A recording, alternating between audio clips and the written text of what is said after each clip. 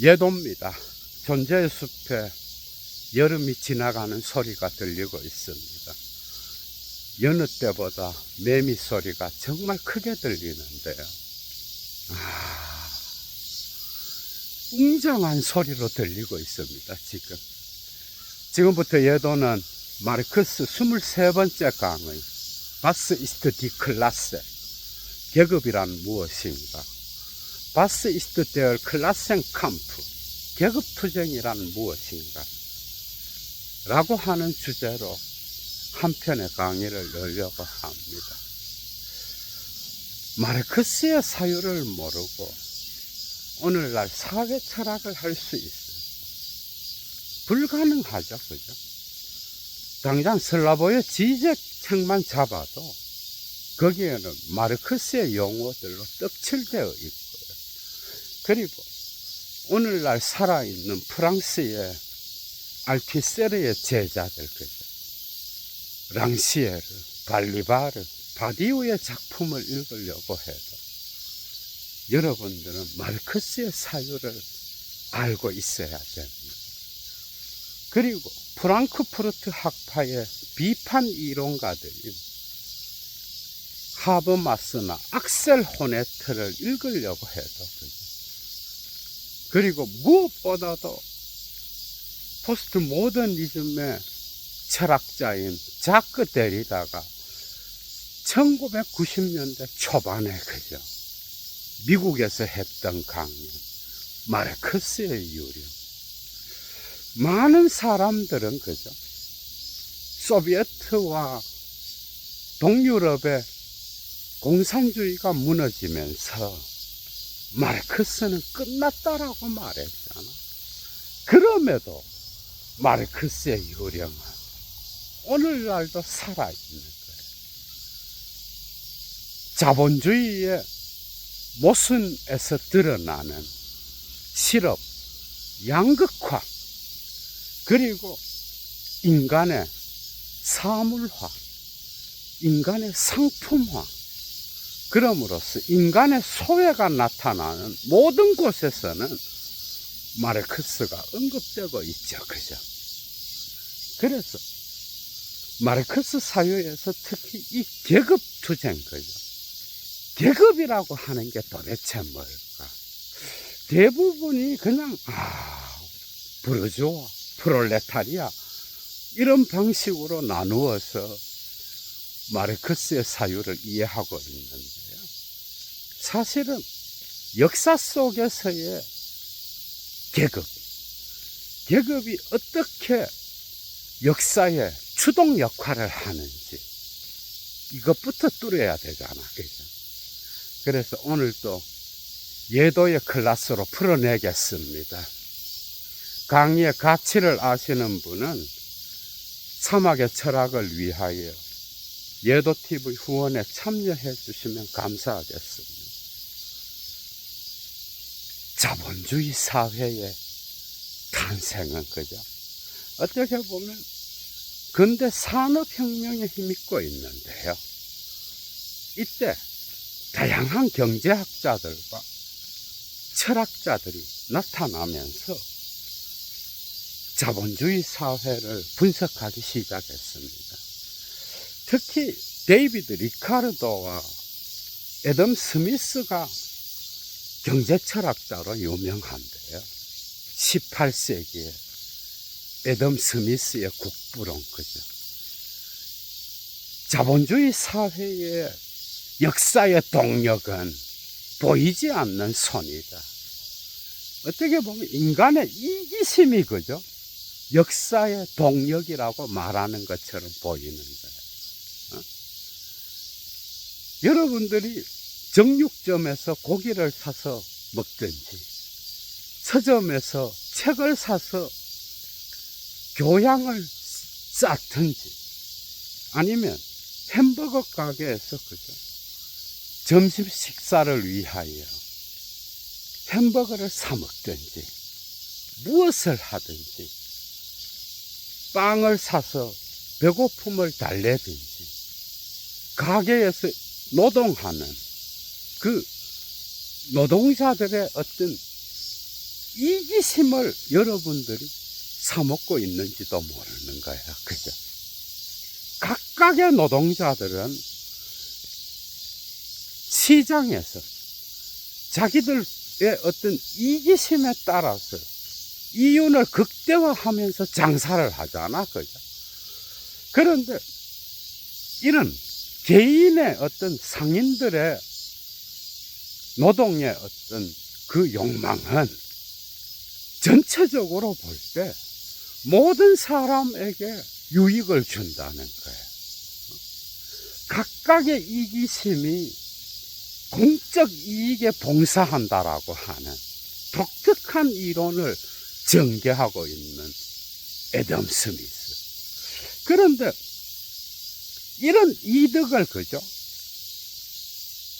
전부 다 합쳐도 손해보는 자가 없는 이유가 뭐야? 뭐 없을 수는 없겠지만 전체적인 공익을 가져오는 이유는 보이지 않는 손, 신이 개입해서 자유시장 경제에 작동하고 있기 때문에 그렇다라고 하는 거. 어떻게 보면 그죠? 응? 그래서 애덤 스미스는 자본주의의 자유시장 경제의 이기심이 오히려 사회 전체에 공익을 가져온다라고 말했죠. 그죠? 애덤 스미스의 이러한 이론은 자본주의 경제에 그죠? 어떤 중요한 토대를 놓는 작품이 됐는데, 국부론에서 말하는 보이지 않는 손. 참. 그런데 마르크스는 이 스미스의 작품을 읽다가 보니까 이 보이지 않는 손이 생산 관계에서 자본가가 그죠? 부르주아가 노동자, 프롤레타리아를 착취하는 손으로 보이는 거야. 그러니까 그 보이지 않는 손, 그게 신이잖아. 그죠? 이 신은 왜 특정 집단에 유익을 주고 특정 집단에는 무관심할까? 라고 하는 생각을 했겠죠. 그죠? 그래서 마르크스는 이 신에 보이지 않는 손은 바로 프롤레타리아의 노동을 착취해서 그죠? 그 잉여 가치를 독점하는 자본가들의 손이라고 하는 거. 이거 정말 신랄하죠, 그죠? 그러니까 마르크스의 오늘날의 철학적 의의는 철저하게 이러한 자본주의의 모순에서 나타나는 그 균열 지점을, 부정성을 정확하게 포착해서 비판한다라고 하는 거예요. 마르크스의 유령이 중요한 이유는 이 자본주의의 모순의 극태화를 통하여 사회주의 혁명을 통하여 공산주의 사회에 이르려고 하는 이런, 소비에트는 실패했죠. 그죠? 이런 사회로 나아가자라고 하는 구호로 철학자들이 마르크스를 끌고 오는 게 아닙니다. 대개는 이러한 자본주의의 모순을 비판하기 위하여, 그죠? 끌고 오죠. 그죠? 그래서 마르크스는 오늘날도 살아있는 거예요. 자본주의 빌딩 사이에서 소외된 자들의 그 고통의 소리, 그것을 무시하고 그 타자의 소리를 억압한다면 그것은 인간 사회가 나아가야 할 길이 아니라고 하는 거예요. 그래서 프롤레타리아의 이런 고통, 그죠? 빈곤을 알지 못한다면 사회의 총체성을 볼 수 없는, 그래서 기존 질서를 옹호하는 데에 그치는 그런 이데올로기가 되겠죠. 그죠? 마르크스는 이런 것을 천착하여 자본주의의 모순을 비판한 거예요. 그런데 독일의 사회학자 막스 베버가 나타나면서 특히 Die protestantische Ethik und der Geist des Kapitalismus라고 하는 작품, 그죠? 프로테스탄트 윤리와 자본주의 정신이라고 하는 이 작품에서 마르크스를 비판하면서 자본주의의 어떤 역사의 동력은 생산관계에서 나타나는 자본주의와 프롤레타리아의 계급투쟁이 아니다. 생산관계만이 아니다. 오히려 자본주의 사회를 이끌어가는 그 동력은 깔뱅주의에서 나온다. 그래서 프로테스탄트 윤리인 거야, 여러분. 그러니까 이 개신교 윤리에서 자본주의를 이끌어가는 동력인 정신이 나오는데, 깔뱅이 말했던 예정론가, 그죠? 거기에서 나타나는 토대지어진 근명과 절제, 소명의식, 예정론을 통하여 드러나는 인간의 소명의식이 바로 자본주의 사회를 돌리는 동력이다. 이렇게 말하잖아. 그죠? 그러니까 절제와 근면을 통하여 노동을 하면서 신의 소명에 응답하는 이런 의식이 바로 자본주의 사회를 만들어가는 힘이다 라고 말했던 거예요. 막스 베버 역시 중요하죠. 그죠?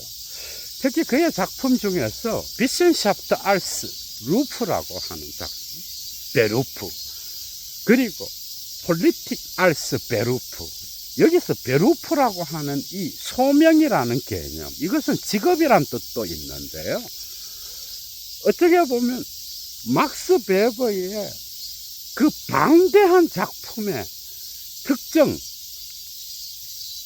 이데올로기가 있다고 한다면 깔뱅인 거야, 깔뱅.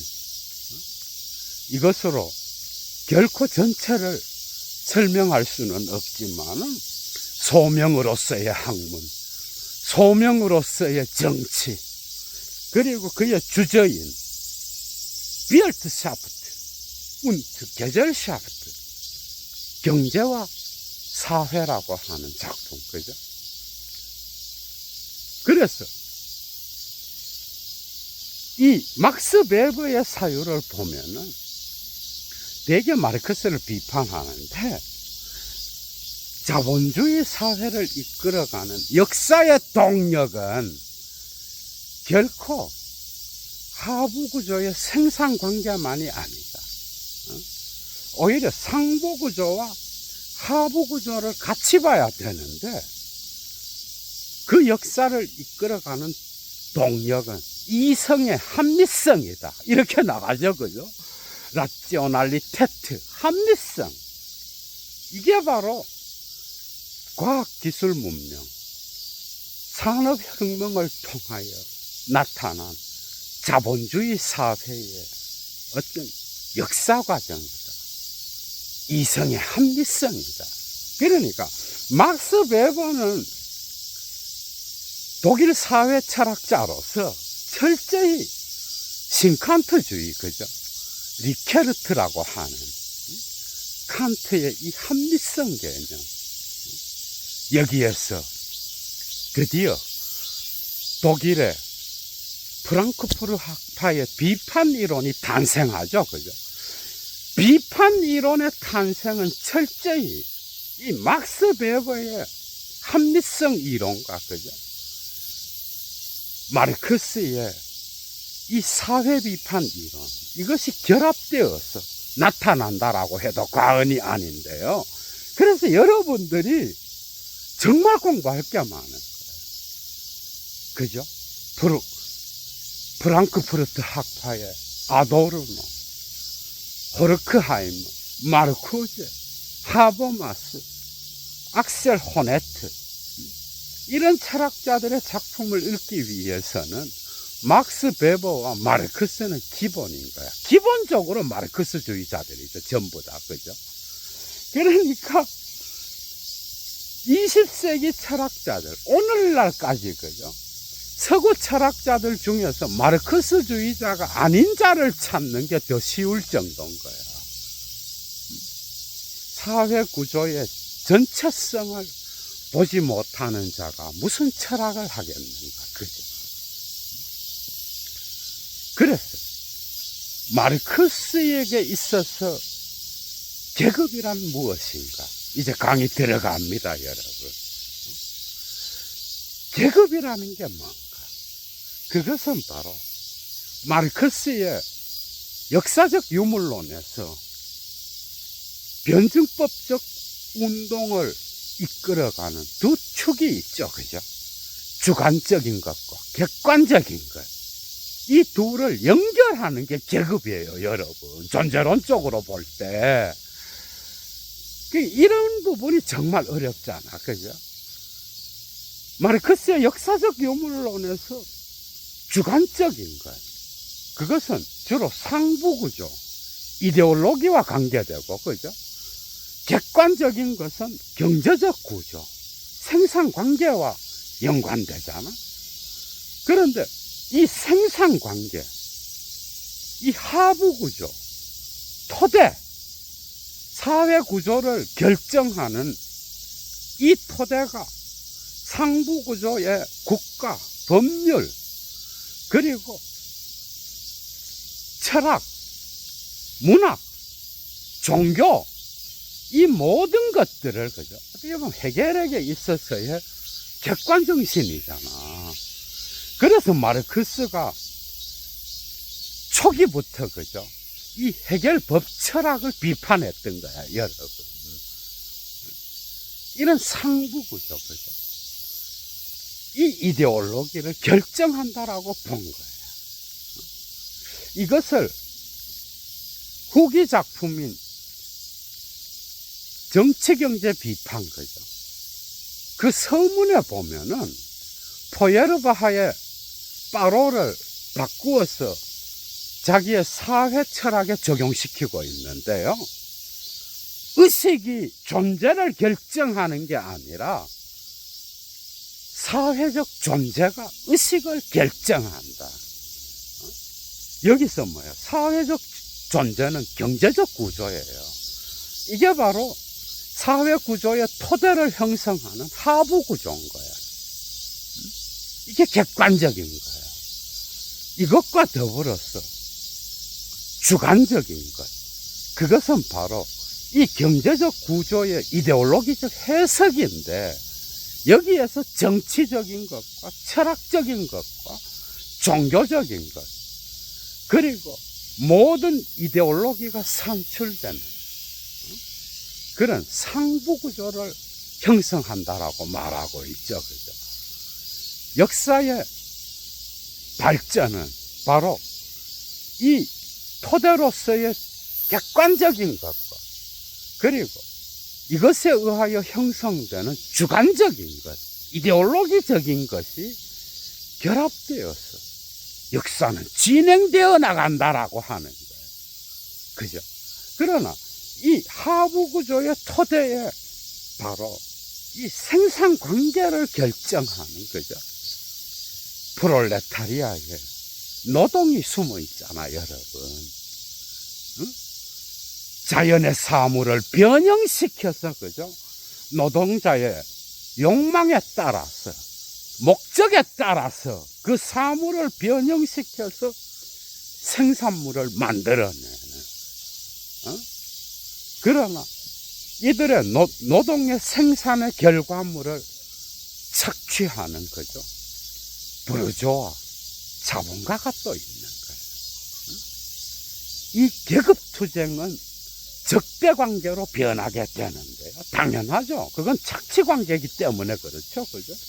잉여 가치를 누가 가지고 가느냐. 그래서 이 생산 관계가 어떻게 보면 역사 전체를 이끌고 가는 추동력인 거예요. 마르크스한테서. 그래서 계급 개념 역시도 이 생산 관계로부터 나타나잖아. 그죠? 초기에 마르크스는 해겔을 수정하면서 특히 객관 정신에서 나타나는 그 역사의 힘을 이끌어가는 위대한 개인, 이건 역사 철학에서 나타나잖아. 그죠? 해겔한테서.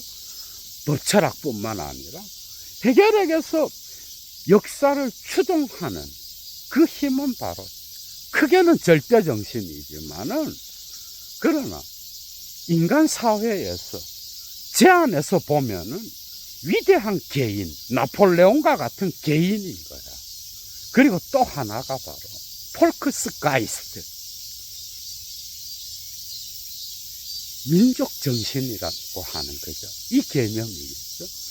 민족 정신, 나폴레옹과 같은 벨트 질레, 세계 영혼으로서의 개인, 이런 위대한 개인, 이들이 역사를 이끌어가는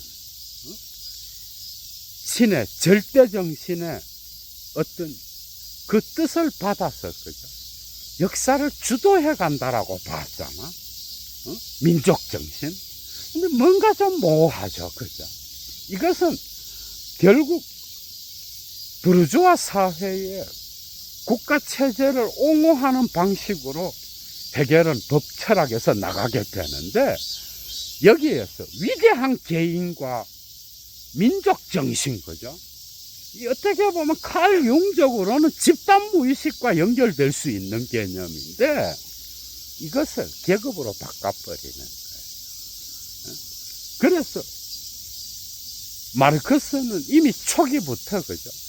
해겔 법철학 비판, 서문과 그리고 국가법 비판에서 이미 프롤레타리아를 말하고 있어요. 프롤레타리아의 계급은 모든 다른 신분들을 해방시키지 않고는 결코 해방될 수 없는 계급이다.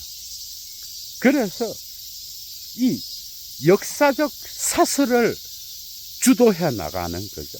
이 프롤레타리아 계급은 바로 이 인류 전체의 계급들을, 다른 계급들을 해방시키지 않고는 해방될 수가 없다. 프롤레타리아 자체는 바로 다른 계급들의 해체를 의미한다. 이들의 역사적 현실에서 나타나는 빈곤과 불평등을 보지 못한다면 어떤 철학자도, 어떤 역사가도 그 사회의 총체성, 그 국가와 민족의 총체성을 보지 못하는 거다. 그죠? 신성가족에는 계급에 대한 이런 언급이 있습니다. 프롤레타리아에게 중요한 것은 그가 어떤 목적을 갖고 생각하느냐가 아니라 바로 그의 존재에 걸맞게 역사에서 무엇을 할 것인가를 생각하는 것이다. 역사에서 무엇을 실천할 것인가. 그래서 프롤레타리아의 이 계급이, 그죠? 의식을 가져야만이 바로 그 사회는 변혁된다라고 봤던 거예요, 여러분. 의식이 정말 중요한 거예요. 임금 노동과 자본이란 작품에서 이런 언급이 있습니다. 노예는 자체로 노예가 아니다. 노예는 언제나 사회적 관계 속에 들어올 때라야만이 노예다. 이건 뭐예요? 마르크스 사유에서 개인은 없습니다, 여러분. 여러분들이 마르크스를 이해하기 위하여 이것은 정말 결정적인데요. 마치 아리스토텔레스의 사회적 동물을, 그죠?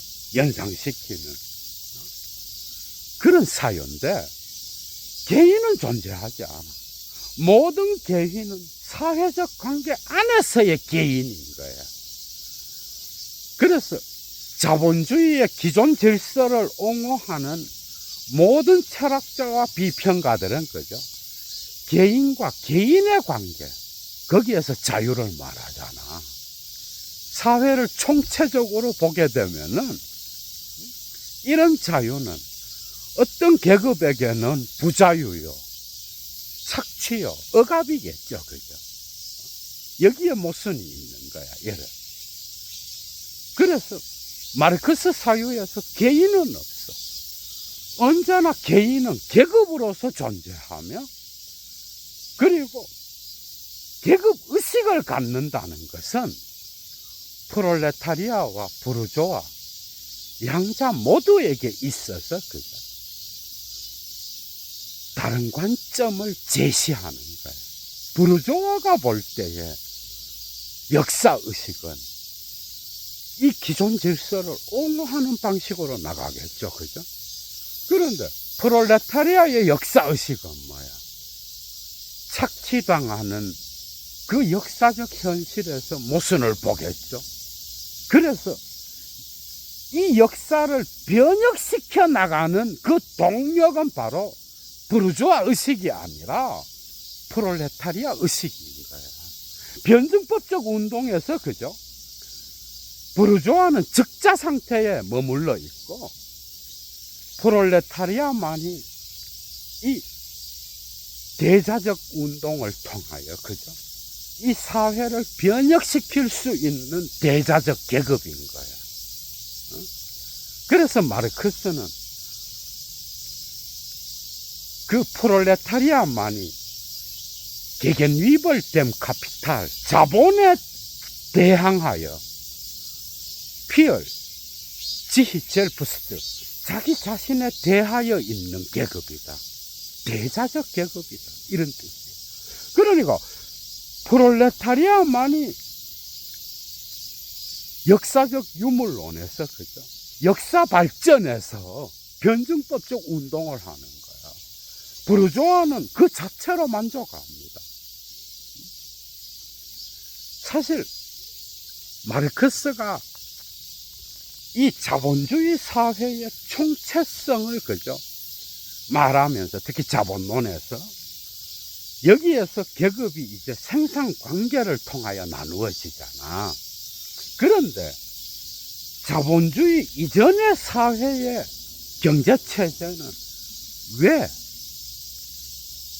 근대 산업혁명을 통하여 나타난 이 자본주의 체제와 같이 통일적 연관을 형성하지 못했을까? 그건 바로 자본주의 생산을 통한 상품의 유통만 봐도 여러분들이 이해가 돼요. 중세의 봉건주의 사회 때만 해도 그 사회는 자급자족의 사회잖아. 그래서 공동체끼리 어떤 그 의식주의 문제를 해결하는 경우가 많았다는 거예요. 그래서 각 공동체마다 그 유대가 분리되어 있었어요. 공동체마다 각각 다른 거죠. 어떤 규율과 원칙과 의무를 갖고 그죠? 경제를 운용했겠죠. 그래서 공동체는 각각 분리되어 있어요. 그러나 근대 자본주의 사회가 나타나면서 이러한 경제 구조의 유통 구조는 통일적이 되고 그죠? 통합적이 되고 하나의 연관을 통하여 연결되는 거예요.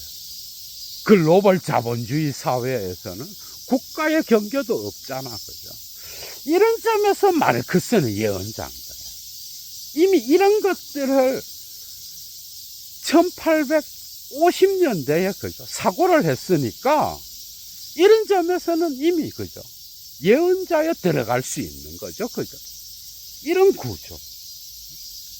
그런데 봉건 사회에서의 어떤 경제 체제는 자급자족을 통하여 공동체에 의존하고 있는데 특히 이 사회는 종교적인 이데올로기에 의하여 신분제를 인정하잖아, 그죠? 그런데 부르주아 혁명이었던 프랑스 혁명이 가장 먼저 했던 게 뭐예요? 이 신분제의 철폐입니다. 이게 바로 부르주아 혁명의 가장 큰 업적이라고 할 수 있는데, 신분제가 계속되는 사회는 뭐예요? 결코 자본주의 경제체제로 들어왔다라고 볼 수가 없는 거예요. 응? 그러니까 대한민국에도 어떻게 보면 갑오개혁을 통하여 이 신분제가 철폐되잖아. 19세기 말, 그죠?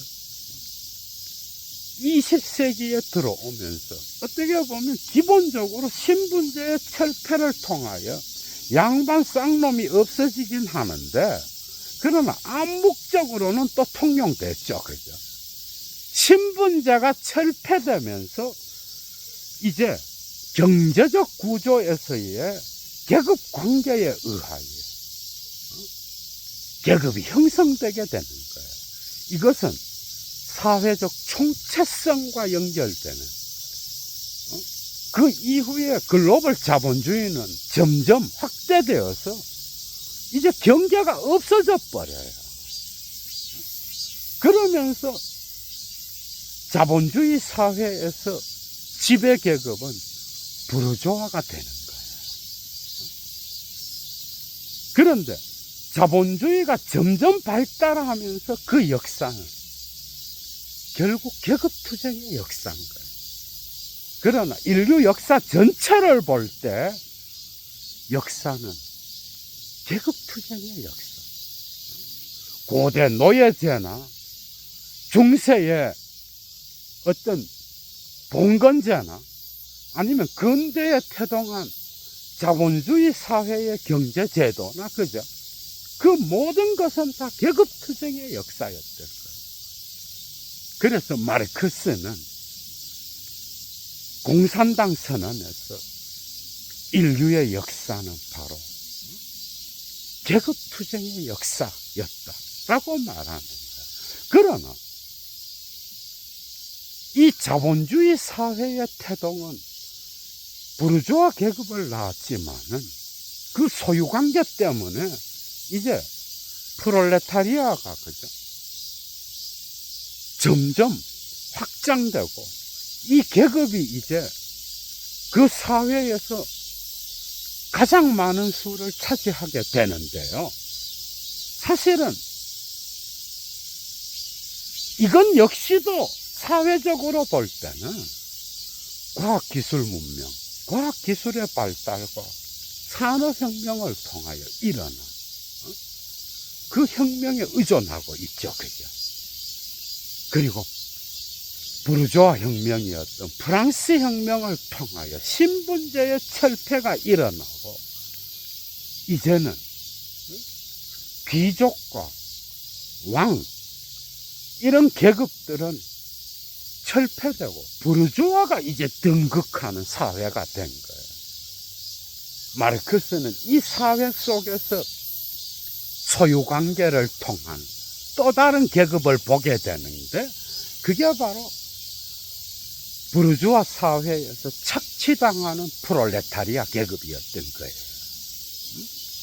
그래서 자본주의가 발달하게 되면 이 두 계급의 투쟁에 의하여 역사는 진행되어 나간다. 역사는 바로 이 둘 사이의 계급 투쟁에 의해서 발전되고 그리고 추동력을 얻는다. 그러나 역사의 어느 지점에 가면은 이 생산 관계와 생산력의 갭이 점점 벌어져서, 그죠? 잉여 가치를 독점하는 자들이 착취당하는 자들을, 그죠?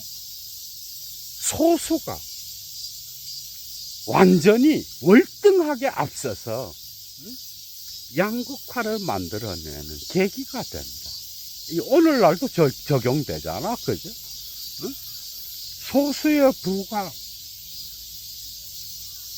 다수를 지배하는 이 구조. 응? 세계 경제 전체를 볼 때도 이런 구조가 나타나잖아. 그래서 계급투쟁은 이때 혁명으로 변할 것이다. 이렇게 되는 거예요. 정치경제학 비판 서문 마지막이 아니라 이 사회 구조를 언급하는 그 부분에서 이야기하잖아, 마르크스가. 그죠?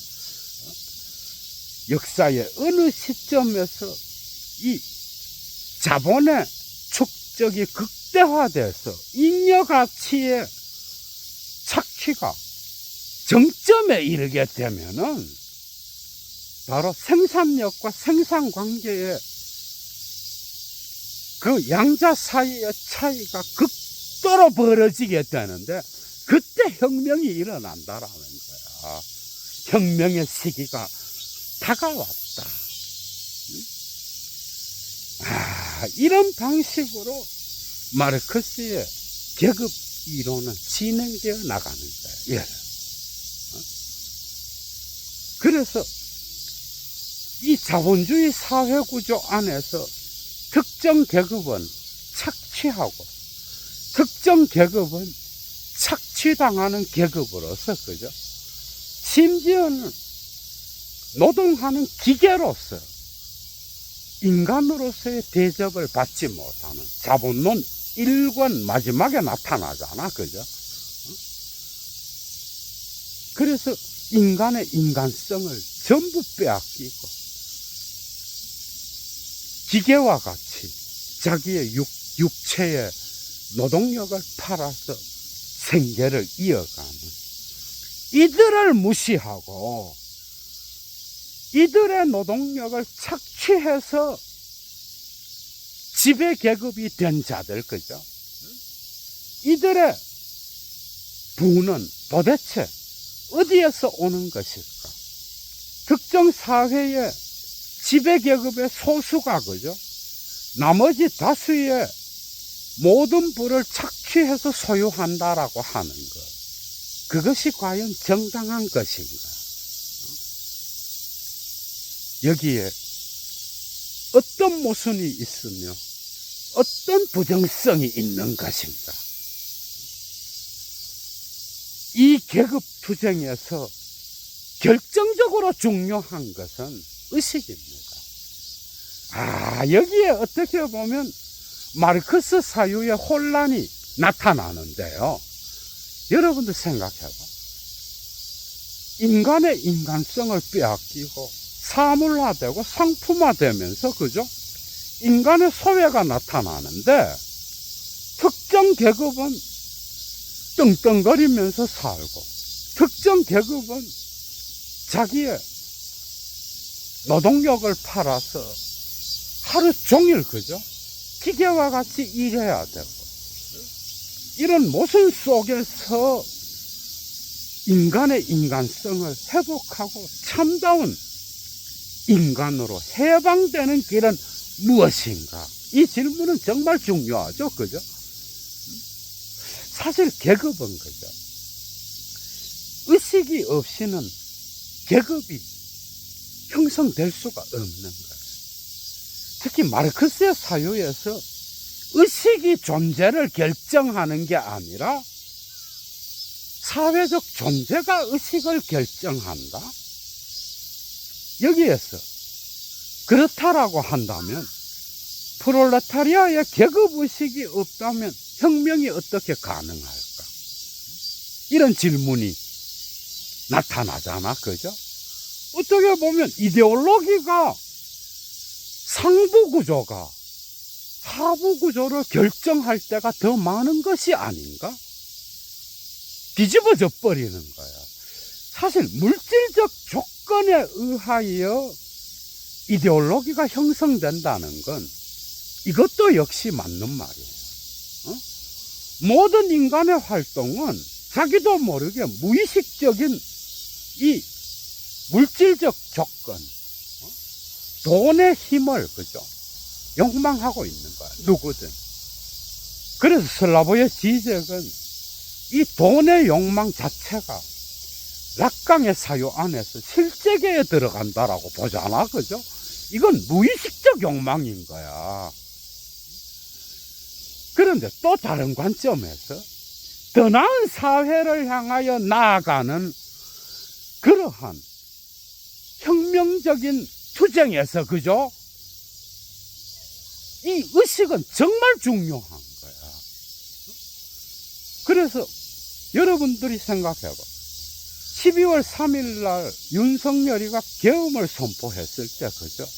그때 깨어있는 시민들이 결합하여, 그죠? 단결하여 여기에 막아서지 않았다라고 한다면 지금 대한민국이 어떻게 될게요? 이렇게 나가면 안 된다. 나라가 이런 자에게 넘어가서는 안 된다. 그 의식이 있어야 되는 거야. 계급 역시도 의식이 없으면 형성되지 않는 거예요. 그래서 이데올로기가 중요한 거야, 여러분. 그 이후에 모든 마르크스주의 철학자는 이데올로기 비판이 얼마나 중요한지를 전부 다 깨달았어. 계급 의식과 관련된 이 이데올로기의 환상을 가로질러 가는 것, 그죠? 루카치 역시도 계급 의식을 강조했죠. 그람시의 옥중서신 역시도 계급 의식이 얼마나 중요한지를 말하고 있죠. 알티세르의 마르크스를 위하여 자본론을 읽자 등등 그의 주저에서 나타나는 알티세르 철학의 핵심 역시도 이 이데올로기의 그 사회적 구조를 지배하는 그 역할, 구조 자체로서의 이 상부 구조의 이데올로기를 퍼뜨리는 그 힘, 이게 정말 얼마나 중요한지, 이 이데올로기를 타파할 수 있는 능력이 없이는, 그죠? 어떤 더 나은 사회를 향하여 나아갈 수 있는 힘 역시도 없는 거야, 여러분. 그래서 계급의식은 정말 중요한 거예요. 알투세르 역시도 이 상부구조의 이 이데올로기를 퍼뜨리는 그 기관들을 얼마나, 그죠? 강조하면서 철학을 수행하느냐고. 국가장치로서의 이데올로기 장치는 뭐야? 대중매체, 언론이죠, 그죠? 그리고 학교, 군대 등등 모든 사회적 기관들, 이런 기관들이 상부구조의 이데올로기의 지배 이데올로기를 계속 퍼뜨리는 거예요. 기존 질서의 힘을 옹호하는 그런 이데올로기. 이것은 어떻게 보면 사회 전체의 구조, 불평등의 구조를 바꾸어 나가는 저항 운동에서 가장 큰 방해가 되는 거예요. 그래서 그 이후에 모든 마르크스주의 철학자들, 그죠? 랑시에르, 여러분들 프롤레타리아의 밤, 이건 역시도 노동자들이 의식을 가져야 된다라고 하는 거예요. 이 프롤레타리아는 낮에는 노동하고 밤에는 철학책을 읽고 시를 쓸 수 있는 그런 존재들이라고 하는 거, 그죠? 역사적 사건이 바로 혁명적 주체를 형성한다라고 했던 이 바디우, 대한민국의 역사에 적용시키면 뭐예요? 그 내란의 밤, 그죠? 그때 바로 대한민국 국민들은 혁명의 주체가 되어서 이 윤석열의 계엄 선포에 저항했잖아, 그죠? 이때 이 역사적 사건은 혁명적 주체를 형성하는 거예요. 이때 의식은 정말 중요하겠죠, 그죠? 그리고 이 지배 이데올로기를 깰 수 있는 이 의식이 없이는 더 나은 사회로 갈 수 있는 변혁의 힘은 나타날 수가 없다는 거예요. 그래서 이데올로기의 환상을 가로질러 가기 위하여, 그죠? 지적과 더불어서 이 기존 질서의 지배계급의 이데올로기를 깰 수 있는 그러한 의식이 있어야 되는 거야. 그렇다라고 한다면 마르크스가 정치경제학 비판에서, 그죠, 말하고 있는 의식이 존재를 결정하는 것이 아니라 사회적 존재가 의식을 결정한다. 이건 역시도 맞는 말이지만은 또 다른 관점에서 의식이 어떻게 보면 이데올로기에 대한 인식이 사회적 존재를 결정할 때도 있는 거야. 그래서 프롤레타리아의 의식이 없는 자들은 뭐야? 자기 자신에게 경제적 이득을 주지 않는 그런 당, 지배 이데올로기를 따라서, 그죠? 매일 나팔수 역할을 하는 언론, 이 언론의 목소리를 매일 듣잖아, 그죠? 그리고 선거 때는 자기들의 이득을 위하여 싸우는 당을 위하여 투표하는 게 아니라 특정 이데올로기에 빠져서 자기 자신들의 경제적 이득과는 아무 상관이 없는 지배 이데올로기를 옹호하는 그런 당에게 투표하잖아, 그죠? 프롤레타리아의 의식은커녕 객체와 주체로서 이 역사를 이끌어가는 동력을 얻기는커녕, 그죠? 그 지배 이데올로기에 쏘가서 그들에게 대가리를 숙이고 나를 계급화시켜 주십시오 하는 이런 현상은 뭐야, 여러분? 대한민국 사회에서 공산주의라고 하는 그 이데올로기, 그죠? 이 보수라고 하는 자들이 퍼뜨리는, 뭐, 구구도 역시 동일하긴 한데, 그들이 퍼뜨리는 이 빨갱이라고 하는 독특한 개념, 그죠? 거기에 쏘가서 오늘날도 역시 자기 자신의 계급의 이익을 대변하는 자들에게 투표하지 않고 지배 이데올로기를 따라가는 자들에게 투표하는 거야, 여러분. 계급의식을 갖는다라고 하는 게, 이것은 오늘날 지성인으로서, 그죠? 아니면 여러분들이 어떤 위치에 있든 교양인으로서 아니면 깨어있는 시민으로서 가져야 하는 의식인 거예요. 기존 질서에 저항할 수 있는 이 계급의식이 없이는, 그죠? 여러분들은 더 나은 사회, 역사의 변혁을 만들어갈 수가 없는 거예요. 그게 어떻게 보면 계급의식을 가진 자들이 많으면 많을수록, 깨어있는 시민이 많으면 많을수록 그 사회는 뭐야? 더 나은 사회로 갈 수 있는 가능성이 훨씬 크겠죠. 그래서 지식인 역시도 전부 지식인이 아닌 거야, 여러분. 마르크스가 자본론 3권에서 어떻게 보면 뿌띠 부르조아에 속하는, 거죠, 지성인들을 다루고 있는데, 뭐 마무리하는 것 같지는 않고 끝납니다. 거기서 의사, 변호사, 판검사, 그죠, 엘리트, 지식인들, 그리고 소상공인, 자영업자 등등, 이들은 모두가 다 어떻게 보면 중간계급으로서 프롤레타리아도 아니요, 자본가들인 부르주아도 아니야. 그러나 마르크스가 이 작품을 쓸 때의 19세기 상황이 아니라 오늘날은 뭐예요? 대형 로펌을 운영하는 변호사들, 그죠? 뭐 대기업이지, 뭐 이건 역시도 어떻게 보면 뭐 자본가 그룹이죠, 이건 역시.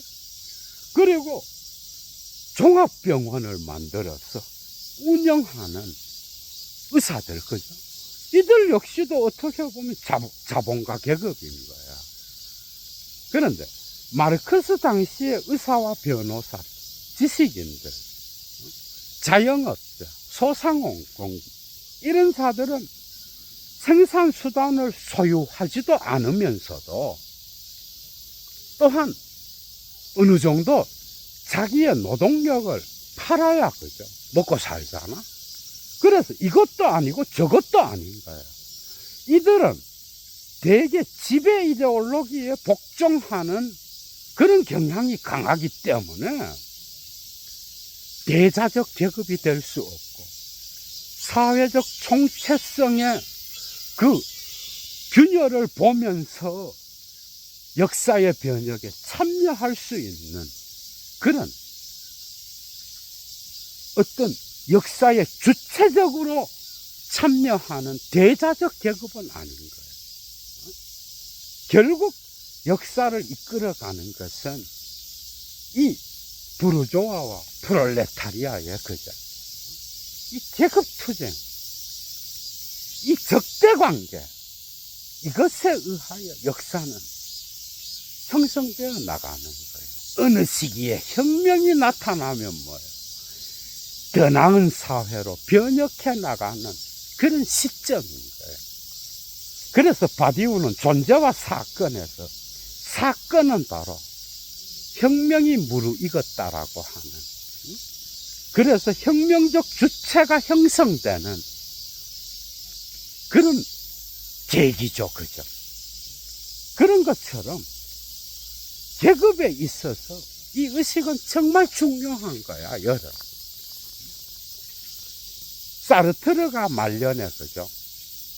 이 이야기를 끝으로 강의를 마치겠습니다. 말년에 지식인을 위한 변호라고 하는 강연을 하는데, 여기에서 그 사회의 진정한 지식인은 누구냐를 볼 수가 있는 거예요. 지식인은 단지 학벌이 좋고, 그리고 좋은 대학을 나오고, 많은 것을 안다라고 지식인이 아니야. 그는 학자일 수는 있어도 지식인은 아닌 거예요. 그럼 지식인은 누구냐? 지식인은 그 사회의 지배 이데올로기와 그리고 그 사회에 현실적으로 돌아가는 그 상황의 차이를 잘 알아서, 그죠? 그 균열 지점을 알아서 그 부정성을 비판할 수 있는 그런 자가 진짜 지식인인 거예요. 이 중간계급에서 이 지식인, 뿌띠 부르주아들은, 그죠? 대개 지배 이데올로기에 붙어서 밥을 처먹고 살면서 그들의 개노릇을 해서 좋은 말을 하고 알랑거려서 자기의 부와 명예와 권력을 채우는 자들이 많잖아. 이들은 전부 다가 지식인이 아닌 거야, 사르트르가 볼 때는. 그래서 사르트르 역시 마르크스주의자잖아, 그죠?